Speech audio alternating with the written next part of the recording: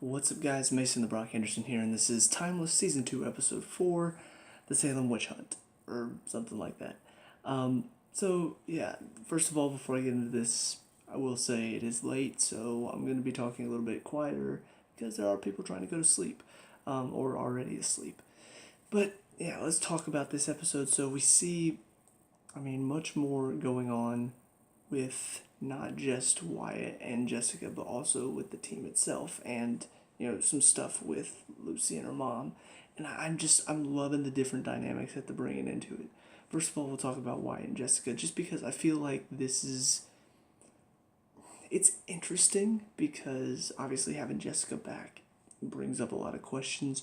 Why did Rittenhouse go back and save her life? Because we find out that's what happened. What changed? How did they change that? I feel concerned that they're gonna make this into Rittenhouse recruited her, and so that's why she's alive. If that's the case, I don't know. I just don't feel like that's. It feels too easy for me, because they're doing this whole like Lucy and Wyatt connection thing, and now they're breaking it apart, obviously because Jessica's back. But I feel like it would be too easy just to have Jessica be a Rittenhouse agent. It would be much more difficult if Jessica were actually back and she were not a Rittenhouse agent, and now Wyatt does have to sort of go back to her. Now it's upsetting for them because they had built a connection, they built chemistry last season. I will say it does sort of make most of that last season feel kind of pointless. Like if you watch the entire first season, now any scene, it's kind of similar to if you've ever watched How I Met Your Mother. When we're first introduced to Robin in like the first episode of the first season, and obviously the main character's telling his kids how he met their mother. Well, he tells us in the first episode that it's not the mom that he met, the girl named Robin. It's actually their Aunt Robin. It's like, wait, what? Aunt Robin is like friends. And from the very moment you hear that, it's kind of like, well, then why are we spending this entire first two seasons going back and forth between will they, won't they, as far as dating? Because we know they don't end up together, because that's not the mom. So why are we doing this? I have the same feeling here, where if you go back and watch the first season now, knowing what I know now about Jessica returning, unless they're doing something completely different that I'm not expecting, it kind of feels like, why build up the whole will they, won't they in the first season with Lucy and Wyatt, and even in the first few episodes, if you're just going to have Jessica come back. The only thing I can think of is that she's going to turn out to be a Rittenhouse agent, and that would just be dumb. So, I don't know. I'll be curious to see where they're going with it, but for now, I kind of feel like there's not anywhere they can take this that's going to be either not cliche or not stupid. So, we'll see. Maybe they have a good idea in mind. As far as the rest of the episode is concerned, though, I'm loving what they're doing with Lucy's great grandfather. I love what they're doing with him. He's Nicholas. That's right. He's very adamant that Lucy is a problem and she needs to be dealt with, and so he sends Lucy's mom after her in the Salem witch hunts. And it's, once again, very interesting how they're sort of turning this.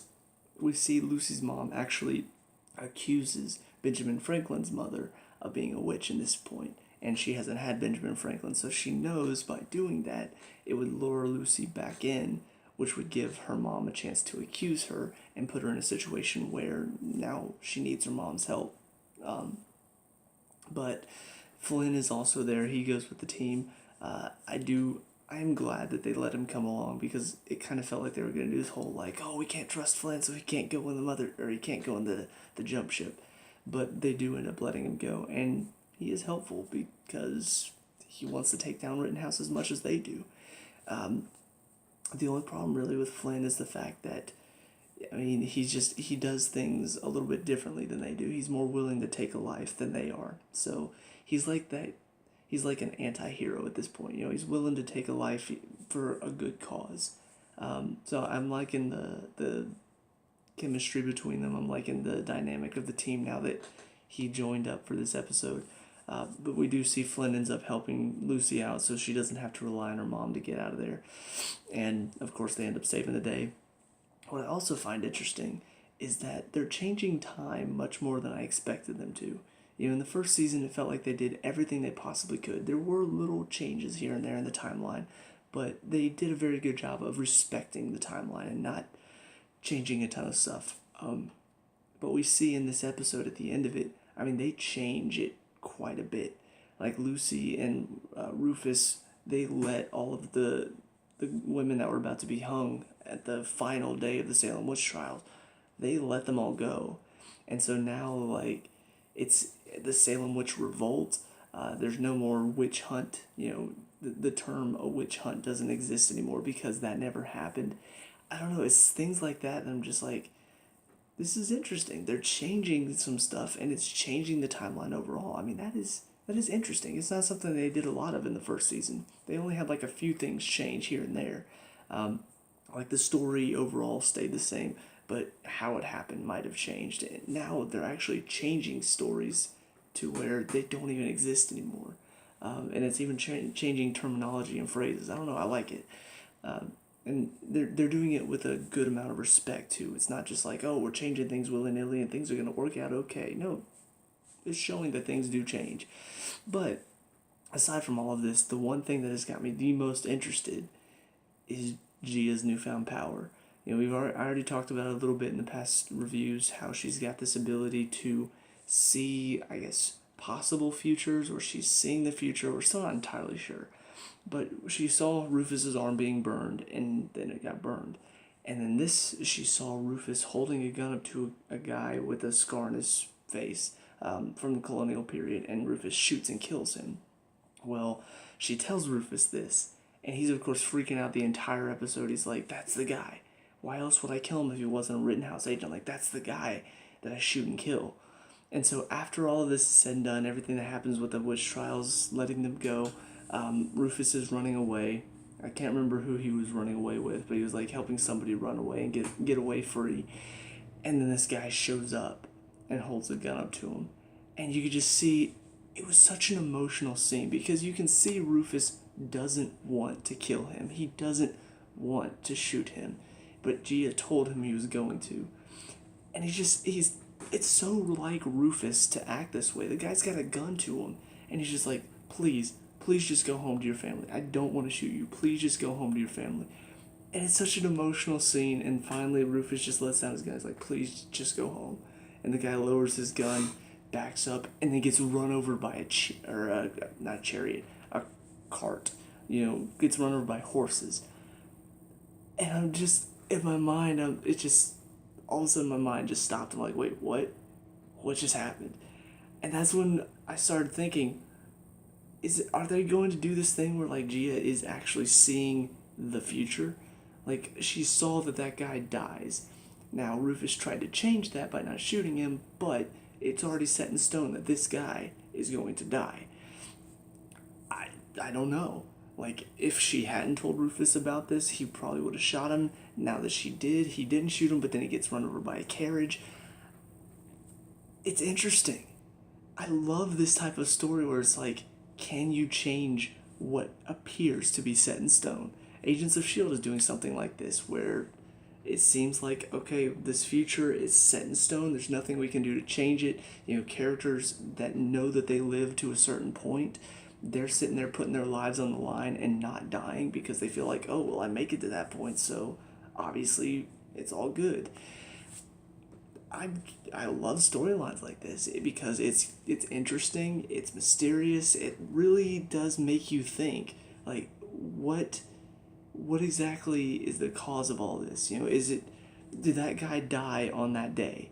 Did he die no matter what? Whether Rufus traveled back with them or not, would he still have died? Was this a guy that was always going to die? Obviously, the timeline can change. We've seen that. Because we've seen they make changes, they come back, the timeline is completely different. Obviously, the timeline can change. However, we see that there are certain things, it's like time doesn't want to change. Time doesn't want to be fixed or altered. Now, this could just be, Gia's got this power to see when people are going to die, possibly, or she sees, like, specific things that are definitely going to happen.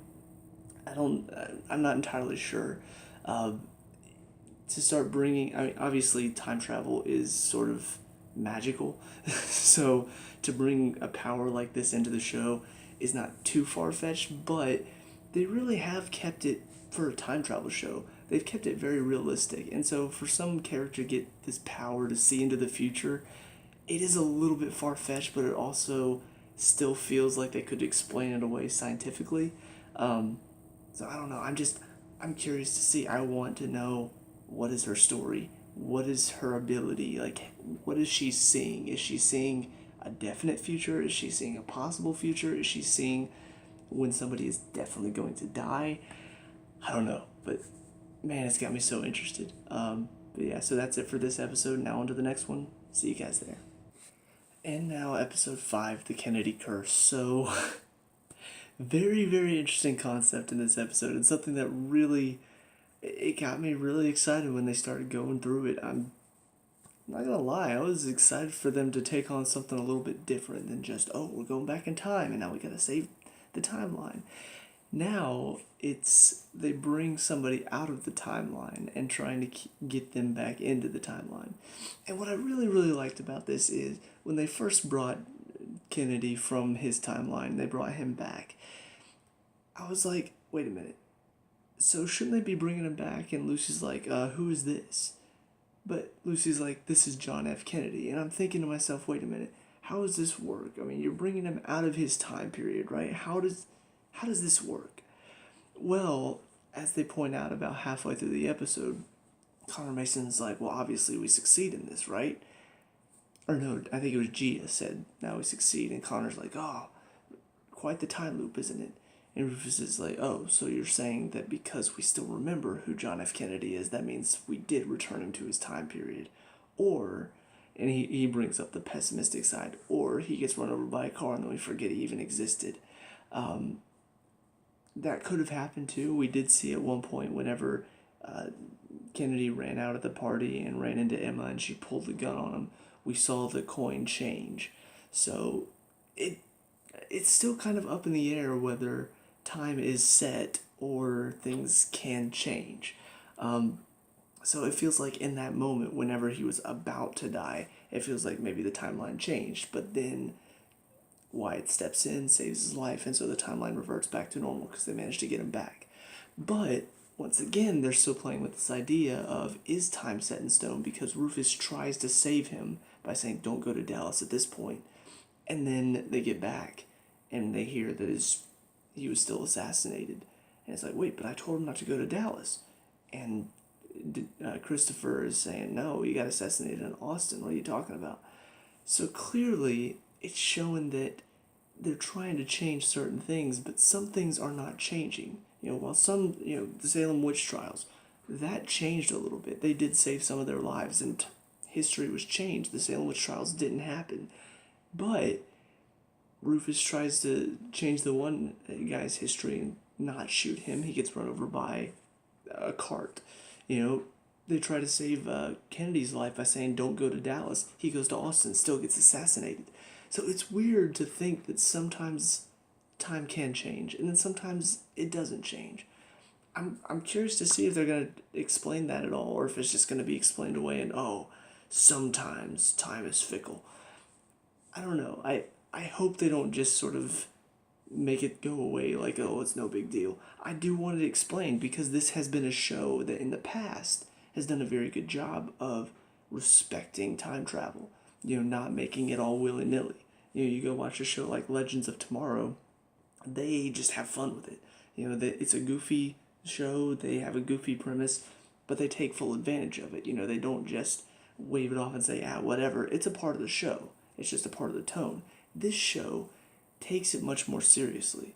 When they change something, you see the changes. You experience the changes with the team. They come back and history is reverted and something big has changed. So for them to do all of this stuff and some things are not changing and talking about this time loop and time paradoxes, I feel like there's got to be an explanation for it. They wouldn't just bring it up for no purpose. So I'm really curious to see where it's going to go from here. As far as all the time loops, is time set in stone? I want to know if they're going to really go all out on this, or if it's going to sort of just be pushed off to the side as, nah, it's just, it's time. Time travel is a weird thing, isn't it? I, I would be frustrated if they decide to do that, but we'll see. We also see some more interesting things going on with Wyatt and Jessica and Lucy. At first, it kind of felt like they were just sort of playing up the awkward humor a little bit. You know, Jessica and Wyatt rekindling the romance. Lucy, there's the third wheel. Jessica, little snide comments about Lucy. Lucy, little snide comments about Jessica. I'm just like, are we really going to do this? But there is a point, though, whenever Emma's at the hospital and then Wyatt takes her on and she's about to kill Lucy and Wyatt has a chance to take the shot and he doesn't. She sees the connections. She sees the chemistry. And so she tells Lucy at the end of all of that, she's like, look, I saw the look he gave you, and it doesn't take a therapist to see what's going on. She's like, just, tell him I said goodbye. And I'm just like, wait, are we really doing this? Did you really bring her back for 2 episodes, rekindle their romance just for her to say, oh, clearly there's a connection there, so bye? I was like, for a second there, I was like, are you kidding me? Really? But Lucy does make a very good speech saying, look, you were dead. He tried so many things to bring you back, but just kept failing, but you were always in his heart. And so ultimately she does stick around, and I'm like, okay, so we are keeping her around for now, which is good. Because just like how I feel about the romance that they kindled between Lucy and Wyatt in the first season, if they just brought Jessica back for no reason other than, there's something there between you two, that would have felt pointless. So I am glad that there is some point to this. They are still continuing this story somehow. I don't know where it's going to go. But I did feel like that speech and the conversation happening between the two of them there at the end was realistic. Now, I still don't know what the point of all of this is, but I do think they're handling it well enough for now. As far as John Kennedy's story, I mean, I really liked how the guy that played him, I like how he handled it. I thought it was a well portrayed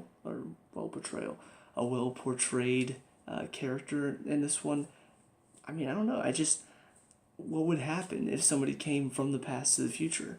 Probably all of what he saw. He's freaking out. He's like, what's all this new stuff? He sees the year's 2018. He realizes he must have traveled to the future, and he's just trying to find out what to do next. He, meets some new people, sees a pretty girl, and, John Kennedy was kind of a little bit of a, he liked to hang out with the ladies, and so he sees this as an opportunity to hook up with her maybe. And even the girl's reaction at first, I don't know, it seemed very realistic. At first she's just like, this guy's obviously crazy. First he's talking about being kidnapped, now he's saying he's from the past. I mean, what is this kid? But then she does look up a picture, sees that it's pretty much the same guy that she's seen in front of her, and sees his reaction and buys it. And I don't know.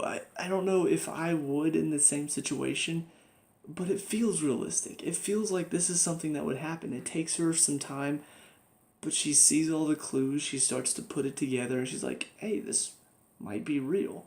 So I don't know. I like the realistic take on all of that. It wasn't just some goofy, like, oh, he comes back, he's like, what is this buffoonery I see around me? I don't think I've seen any of this before. No, he's like freaking out because he has no clue. So, I don't know, I really like that part of it. They handle it very well, just like whenever they travel back in time.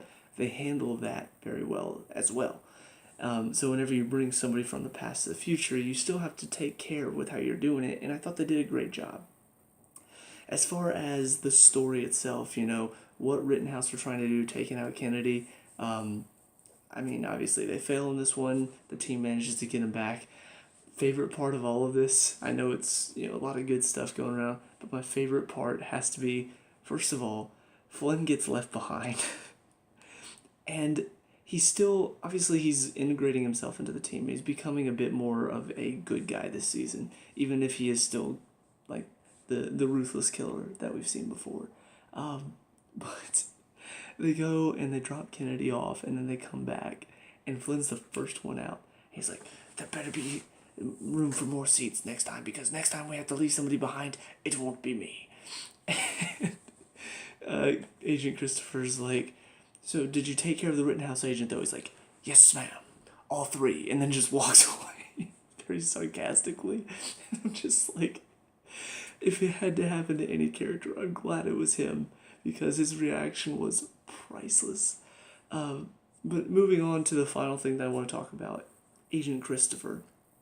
At first I was like, what are they doing with her? Because just sort of randomly, like it comes back from the commercial break, and then just out of nowhere, she hops in the car, and then she gets attacked. And it seems so quick. It was like she's talking to somebody, and then bam, bam, bam, bam, she's taken. I'm like, wait, what just happened? Like, if you blinked, you would have missed it. But she gets taken in by Lucy's mom, who tells her, tell Lucy to stay off of these missions, or else, your family might have to go without having a mother. And I find this very interesting, because we've seen, these past couple episodes, we've seen Lucy's mom is under pressure from her grandfather, Nicholas. He wants Lucy gone. We see more in this episode. He's telling her she needs to be moved on. She's hindering our plans. She is the one that is going to hinder us in the end. And so we see that. We see that he wants her out of the picture. But we also see, Carol doesn't want to get rid of her. It's her daughter. Of course she doesn't want to. And the speech she gives to Denise in this one is very believable. It's that kind of, she loves her daughter, and so she wants to do anything to protect her. However, she's still very threatening. She still has a lot of power. She's scared for her own life as well. And she knows that if she doesn't move Lucy on from the situation, they might both lose their lives. And so it makes sense. She would try to threaten Agent Christopher into this. But, as we see, Agent Christopher, very strong in her own right. And honestly, she's been a character that I've kind of liked since the first season. She's kind of a hard ass at times, but a very good side to her. You can see that she's good-natured. You can see that she is a genuinely good person. And so to see her in this one get a little bit snarky and kind of hold her own, even under the threat of, torture, the threat of killing her, I don't know, I'm glad that she has these little moments. And of course at the end she tells Lucy about it, and Lucy's like, no, I'm not backing down. Of course she's not. But I don't know, I like the little dynamic that we're forming here, where you've got the bad guys in Rittenhouse. You've got Lucy's mom, who is a bad guy but cares for one of our main characters. You've got our good guys, but you've also got Flynn, who is kind of an anti-hero, and mainly working because he wants to get rid of Rittenhouse because they killed his family.